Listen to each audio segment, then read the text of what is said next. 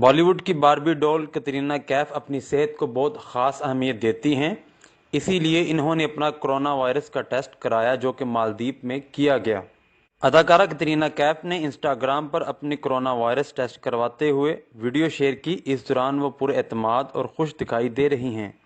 Sample लेने वाले शख्स ने पीपीई किट पहन रखी थी और मुकम्मल हिफाजती इंतज़ाम के साथ अदाकारा का टेस्ट सैंपल लिया।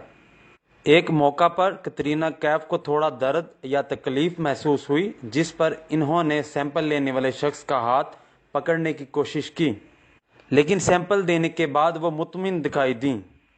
अदाकारा की वीडियो को लाखों मदाहों ने पसंद किया और उनके लिए नेक तमन्नाओं का इजहार किया, जबकि कुछ लोगों ने कमेंट सेशन में लिखा कि टेस्ट सैंपल लेने के लिए तरीकाकार गलत अपनाया गया था।